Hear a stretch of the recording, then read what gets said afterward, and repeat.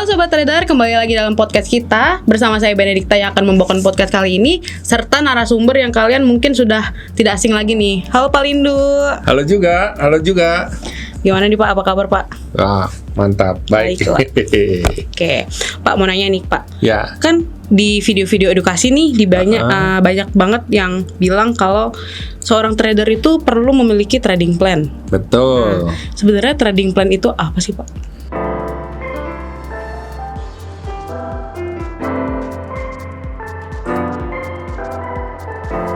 Ya, sesuai dengan namanya ya, trading plan. Berarti kan rencana untuk melakukan trading, ya kan?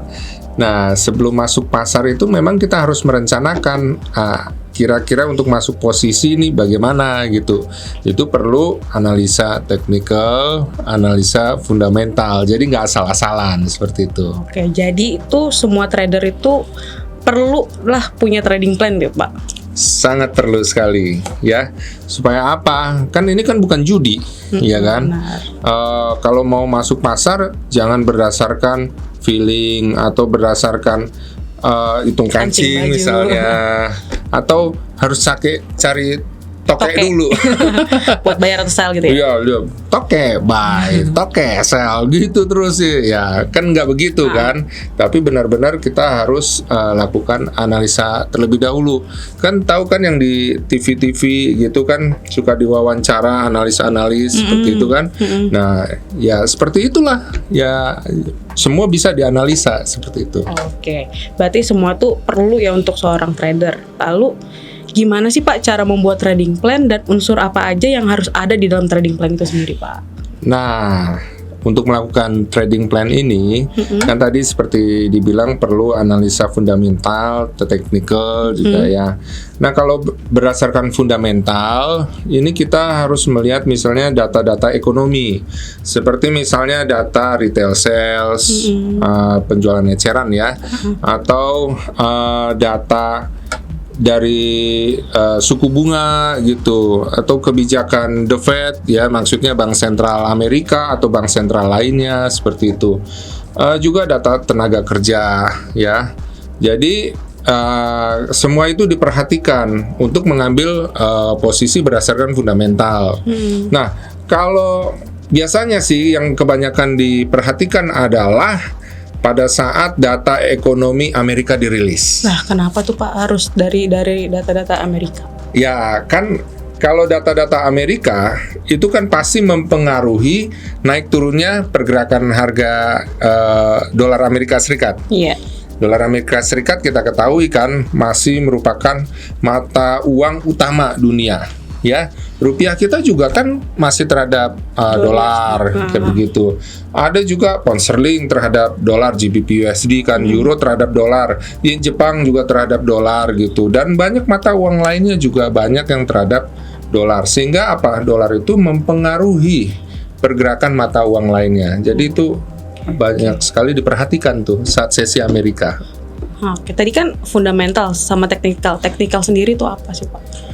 Nah, kalau yang berdasarkan teknikal ya, itu berdasarkan, kalau yang cara sederhananya nih, biasanya memperhatikan berdasarkan harga tertinggi maupun terendah yang sebelumnya. Ya, jadi benar-benar diperhatikan berdasarkan histori dari pergerakan harga sebelumnya.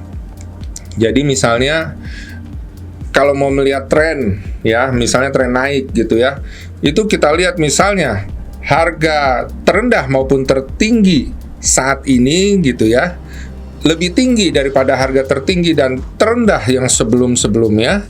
Kalau itu masih terjadi, itu berarti menunjukkan apa? Harga tren masih naik.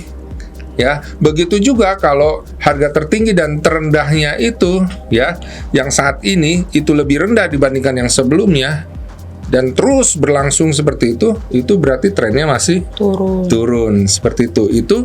Itu cara sederhananya ya. Kalau berdasarkan indikator ya, itu kan bisa pakai indikator.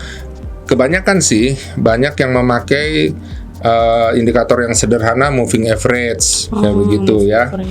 Misalnya pakai 3 moving average dengan periode yang berbeda, ada yang pakai 3, 5 dan 20, Ada juga nih pakai yang lebih besar nih moving average-nya. Ada yang pakai 50, 100, 200. Nah, bacanya untuk membaca trennya itu ketika yang periodnya lebih kecil moving average-nya itu ada di posisi paling atas dan yang paling besar itu ada di posisi paling bawah, maka cenderung harga akan naik. Begitu juga kalau periodnya itu yang di paling bawah, period moving average-nya itu yang paling kecil dan yang paling besar itu di atas, itu cenderung untuk turun. Nah, berdasarkan itu kita bisa ambil posisi pasar, masuk pasar kayak begitu. Berarti harus lihat dari technical, fundamentals, dan indikator di dalamnya. Ya, betul. Seperti itu. Lalu ada nggak sih Pak tips-tips gimana cara trader pemula mungkin yang belum pernah gitu yang buat trading plan untuk membuatnya gitu? Nah, tips-tipsnya ini ya. Jadi sebelum masuk pasar kan kita dengan analisa fundamental, dengan analisa teknikal gitu ya. Yang pertama kita harus ketahui sebelum masuk pasar, trennya arah mana sama koreksinya. Gitu ya.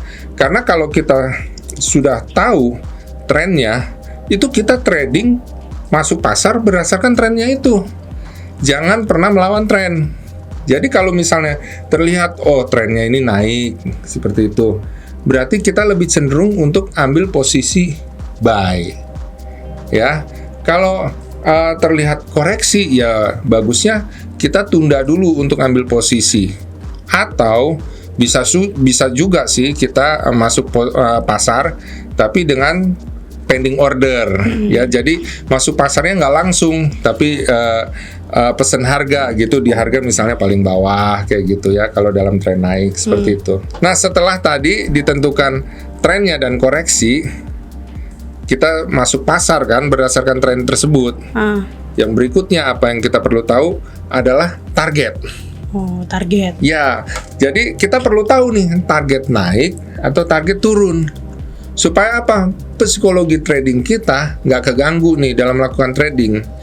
Kan ada contohnya nih ya. Sebenarnya dia udah ngambil posisi sesuai dengan pasar ya. Sesuai dengan pergerakan tren pasar ya.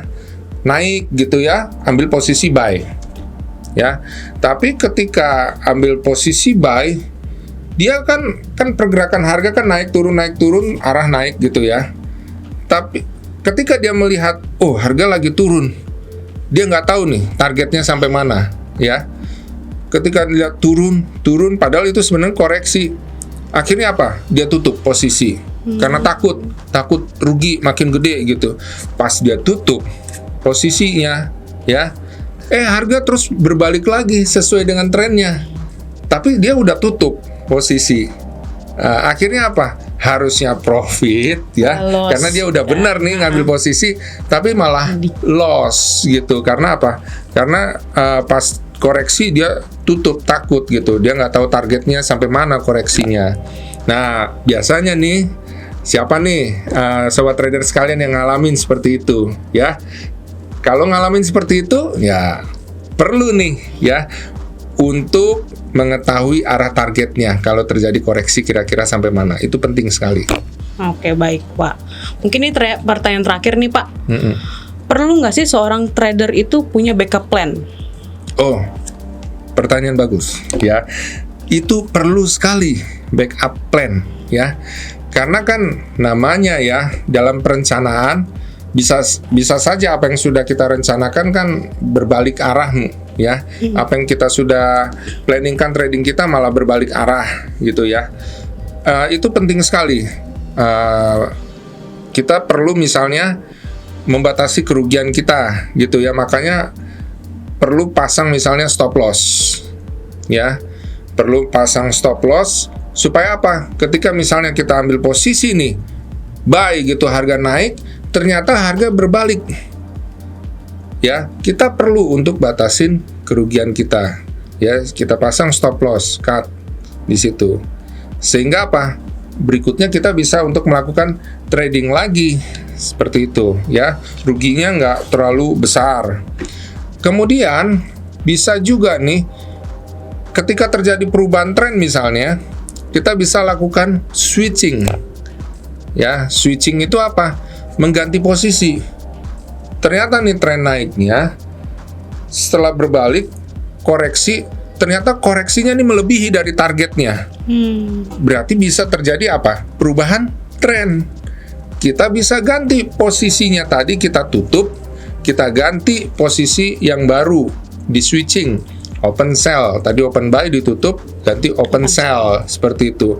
Dan ternyata benar, trennya misalnya terus bergerak turun, ya tadinya rugi, akhirnya ketutup dengan profitnya, seperti itu ya. Karena ternyata memang harga bergerak terus turun.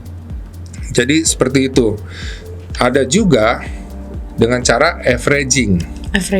Averaging itu kalau tadi switching menutup posisi, mengganti posisi yang baru. Switching ini nggak ditutup posisinya, tapi ketika harga berbalik gitu ya, terus melebihi dari posisi pembukaan tadi, kita lakukan apa? Ambil posisi lagi yang sama, ya. Tadi open buy, terus ambil open buy dengan harapan apa? Akan nanti berbalik dari sini profit seperti itu. Nah, cuma banyak sekali yang salah melakukan averaging nih. Mungkin banyak sobat trader juga yang ngalamin. Jadi pada saat melakukan averaging, selisih poinnya cuma kecil, 10 poin, 20 poin. Nah, kalau seperti itu yang terjadi, itu kan berarti setiap masuk melakukan averaging, itu kan posisi masuk pasar kan bertambah lagi. Apabila itu terjadi, itu akan mengurangi ketahanan modal. Ya, jadi sobat trader sekalian, ya, kita tidak perlu untuk melakukan averaging dengan selisih yang kecil. Jadi selisihnya paling nggak 50 atau 100 poin. Lebih bagus sih 100 poin kayak gitu, supaya ketahanan modal lebih aman, seperti itu. Jadi itu beberapa backup plan-nya. Oke Pak, jadi trading plan itu emang dibutuhkan banget ya sama seorang trader itu ya Pak? Betul.